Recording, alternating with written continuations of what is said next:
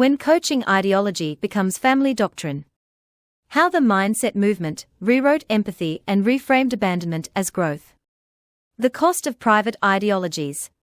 Personal development once sold itself as a private pursuit. A journey of introspection. Something you did quietly to improve how you lived and worked. But in the last 2 decades, the lines have blurred. Coaching, leadership programs, and mindset courses no longer stop at the office door. They spill into marriages, friendships, parenting, and moral decisions, shaping not only how people see themselves, but how they justify what they do to others. When an ideology crosses that line, it stops being self-help and becomes doctrine. And the home becomes its mission field. This is the unspoken cost of modern coaching culture. It does not just sell transformation. It sells permission. Permission to reframe, to detach, to rewrite emotional history under the banner of growth. The question is not how these ideas help people succeed. It is what happens when they become a moral compass inside a family. The emotional rebrand of abandonment. One of the most insidious tricks of coaching language is its ability to sanitize moral reality. Words like truth, alignment, choice, and growth are rebranded to remove consequence. What would once have been called betrayal becomes authentic living. Selfishness becomes self-care. Emotional withdrawal becomes creating space for evolution. The translation is not accidental. It serves a psychological function. It allows people to do harm while maintaining an image of virtue. You can leave your partner and call it integrity. You can devastate your family and call it consciousness. You can replace empathy with detachment and call it boundaries. This is not exaggeration. It is the lived reality of families affected by ideological frameworks built from NLP, neurosemantics, and integral theories. Systems that claim to cultivate awareness but, in practice, train people to rationalize. In these frameworks, guilt becomes pathology and shame becomes evidence of limited beliefs. Conscience is rewritten as cognitive error. The end result is a person who can perform empathy linguistically, but never emotionally. The myth of the conscious divorce. Modern self-help culture loves the idea of the conscious divorce, the belief that 2 people can separate with awareness, gratitude, and grace. In reality, it often looks like this. One partner attends courses that celebrate self-actualization, rewrites their personal history as repression, and redefines the partner they leave behind as unconscious. It is a moral sleight of hand. The conscious partner becomes the enlightened one, while the other becomes a lesson in limitation. The coaching industry has perfected this narrative because it aligns perfectly with its economic model. Growth must continue, relationships must not slow it down, and discomfort must always be reframed as evolution. In workplace leadership programs, this narrative is dressed in professional language such as integrating mindset, behavior, culture, and systems. The same logic then migrates home.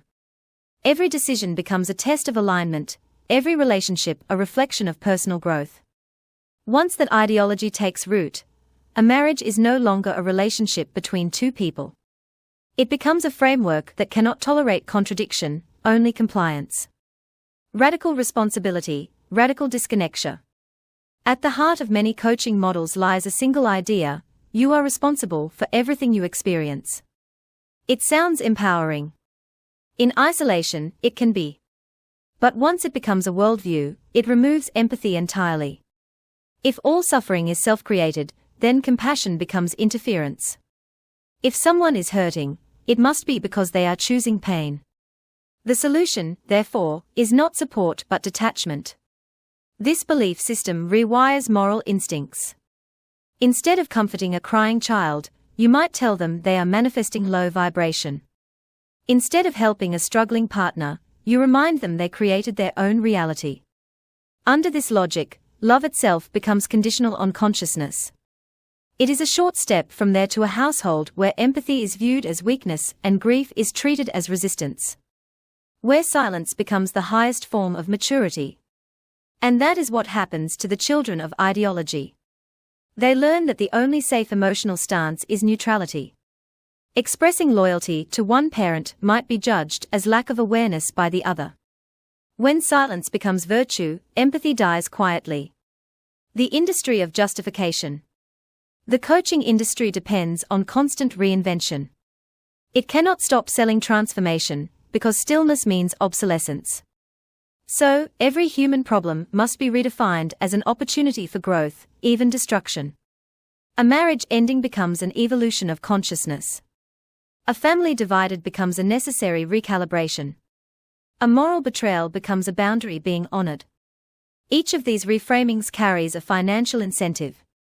When a client experiences pain, the program sells the next level of awakening. The logic is self-perpetuating. If your life falls apart after a course, it means you were not ready. By another. This cycle requires denial. The industry cannot afford to acknowledge harm, because doing so would break its own myth of universal benefit. Every outcome must be positive, even when it is catastrophic. And so, thousands of human behavior experts continue to preach transformation without accountability. Their testimonials never include the partners who were left behind, the children who stopped speaking, or the homes that turned into ideological laboratories. If an outcome does not fit the narrative of growth, it simply vanishes from view. The normalization of collateral damage. This is where the illusion becomes dangerous. When an ideology convinces its followers that harm is impossible, that everything is a learning experience, there can be no moral responsibility. The collateral damage is not just ignored. It is reinterpreted as part of the plan. This is how entire families can collapse under the weight of personal development, while the people responsible feel spiritually justified. Psychologically, this mirrors what social scientists call moral disengagement, a process where people rationalize harm by changing how they perceive it. In traditional settings, it explains atrocities. In modern self-help, it explains abandonment. The key mechanism is language. Once you replace betrayal with authentic alignment, the nervous system stops signaling guilt. That is how ideology erases empathy. The coaching world calls this transcendence. Psychology calls it dissociation. Children of the doctrine. The children of coaching ideologies are not raised in a household of open conversation. They are raised in an emotional climate of euphemism and avoidance. They hear phrases like creating space instead of walking away. New beginnings instead of consequences. Growth instead of grief. To the outside world, this sounds positive. Inside, it is emotional anesthesia. When these children grow up, many carry quiet confusion. They feel loss but cannot name it, because their language of family has been replaced by a language of frameworks. They inherit silence. And because they never saw genuine accountability modeled, they confuse detachment with maturity. The ideology does not just reshape the parent who adopted it. It reprograms the next generation to avoid emotional reality altogether. The quiet truth about accountability. In traditional ethics, accountability comes from shared reality, the recognition that actions have consequences that extend beyond self-perception. In coaching ideology, there is no shared reality. Only perspectives. Only truths. This allows a person to recast any behavior as legitimate, as long as it aligns with their subjective truth. It sounds liberating until you are the one left behind. Until you discover that in someone else's story, your pain has been edited out as a necessary casualty of their awakening. This is not empowerment. It is moral isolation. The deeper issue is that coaching ideology treats understanding as endorsement. If you understand why someone did what they did, you are supposed to release all judgment. But understanding is not absolution. It is context. And context does not erase harm. Real empathy requires acknowledging suffering, not reinterpreting it. Ideology in the boardroom, fallout at home. Much of this begins in corporate learning and development programs. Under the banner of leadership transformation, employees are taught frameworks like integral theory and neurosemantics, tools that promise alignment of mindset, behavior, culture, and systems. What they are rarely told is that these programs promote a totalizing worldview. One that encourages the participant to apply the same principles to their whole life. It is marketed as holistic. In reality, it is colonizing. The ideology does not stay in the boardroom. It enters the home. Soon, a spouse becomes a case study in behavioral patterns. Conversations become interventions. Love becomes a leadership experiment. It is not that participants are malicious. They are convinced they are evolving. That is what makes the process so destructive.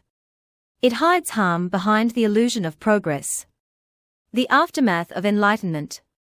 The real aftermath of ideological transformation is not found in the testimonials. It is found in the silences that follow. The people who are left behind are not part of the story. They do not appear in the success videos or gratitude posts. They exist in the emotional debris, trying to make sense of what ideology turned into moral certainty. And what is worse is that there is no mechanism for repair. Coaching culture does not do remorse. It only does reframing. Those who suffer are told they are clinging to the past, resisting the process, or not yet ready to ascend. The tragedy is not just that families fall apart. It is that an entire culture of self-help pretends that such pain is proof the system works. Reclaiming human ground. Personal development should never come at the cost of humanity. Yet the self-help economy thrives precisely because it converts human pain into product. To reclaim human ground, we need to return to a simple truth: not all suffering is a mindset problem, and not all choices that feel right are good. Growth that leaves others in ruins is not growth. It is consumption. Coaching culture will not police itself. It cannot, because its survival depends on denying harm. The only remedy is public honesty, the kind found in the stories of those who lived through the fallout and refused to stay silent. Because when ideology replaces empathy, transformation stops being personal. It becomes collateral damage disguised as enlightenment.